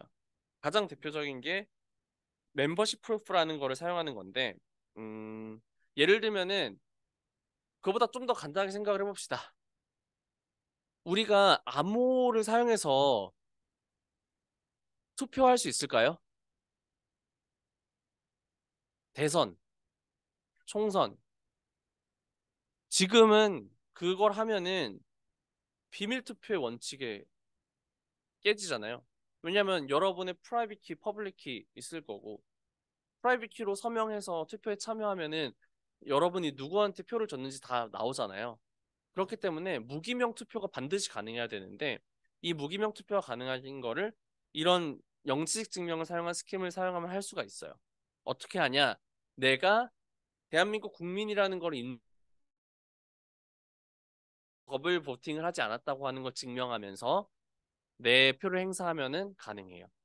그게 뭐냐? 이 멤버십 프로프라는 건데 머클트리 구조를 아마 보셨을 수도 있고 안 보셨을 수도 있는데 이건 바이너리 트리입니다. 바이너리 트리고 여기에 우리 아이디가 들어가 있는 거예요. 이 사이에 이 사이에 아이디가 들어가 있는데 사실은 내가 아이디 2번이고 이 2번에 해당하는 프라이빗 키를 가지고 있어 서명을 만들 수 있는데요. 나머지 정보는 안 알려드릴 거예요. 내 아이디도 안 알려드릴 거고요. 근데 나는 유일하게 알려진 퍼블릭한 정보인 루트 값에 대해서 여기에 존재한다라고 하는 멤버십 프루프를 할 수 있어요. 왜냐면 나랑 이거랑 해시하면 이거고 이거랑 해시하면 이거고 이거랑 해시하면 루트가 나올 테니까 그렇게 하면은 멤버십 프로프를 할 수 있어요. 이거보다 더 좋은 멤버십 프로프 스킴이 있긴 하지만 이게 가장 기본적인 멤버십 프로프를 어떻게 하느냐에 대한 스킴이고 이게 이런 방식을 쓰면 우리가 기본적인 프라이버시를 성취할 수 있어요. 제로 놀리지 프로프를 사용해서. 그리고 이것만 존재하는 게 아니라 사실은 스케일링에 많이 쓸 수가 있습니다. 그러니까 스케일링은 어디에 쓰일 수 있느냐? 되게 두 가지 방법으로 쓸 수가 있는데 사실 이더리움이라고 하는 거를 제가 설명 어떤 식으로 드리냐면은 이더리움은 하나의 월드 컴퓨터예요. 그리고 우리 전 지구에 존재하는 단 하나의 컴퓨터예요. 한 개의 컴퓨터를 우리가 같이 운영하고 있고 이 컴퓨터한테 계산을 시키는 겁니다.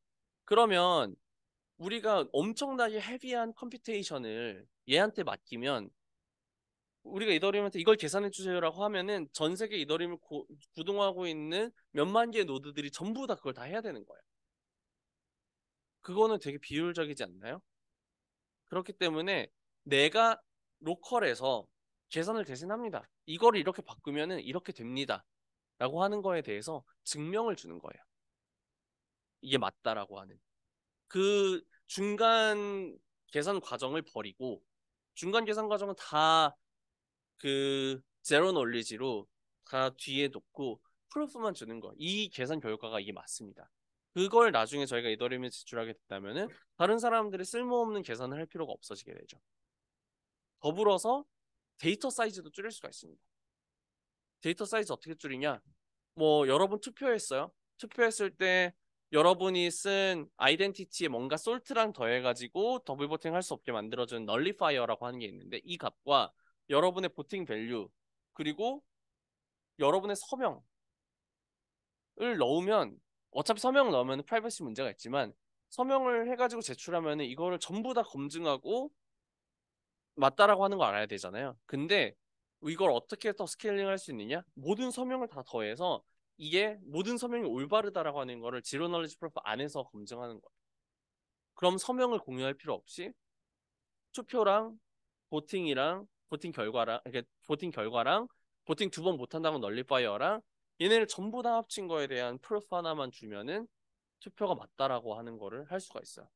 되게 다양한 방면에서 스케일링을 할 수가 있고 이제 지금 이쪽에서는 어떻게 하면은 완전하게 넥스트 레벨로 넘어갈 수 있을까에 대해서 많이 가고 있는 방향이 컴퓨터의 실행 결과물에 대해서 영측 증명으로 검증하는 거예요.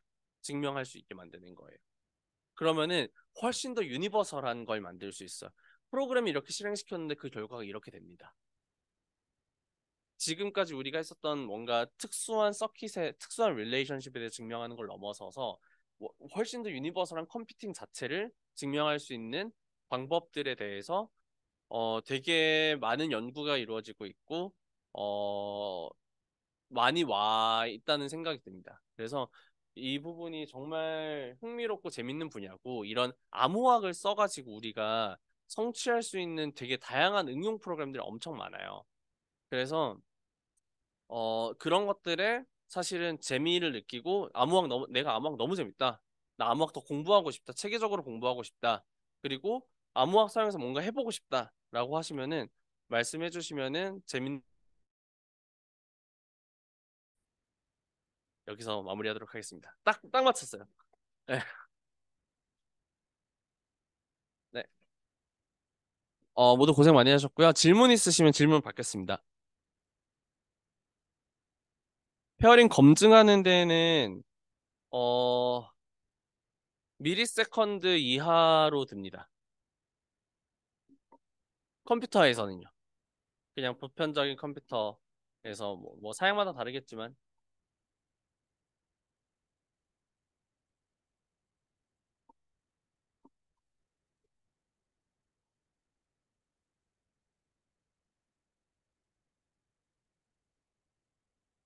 모든 게 무너질. 그래서 미리미리 대비를 해야 되는데 어 각자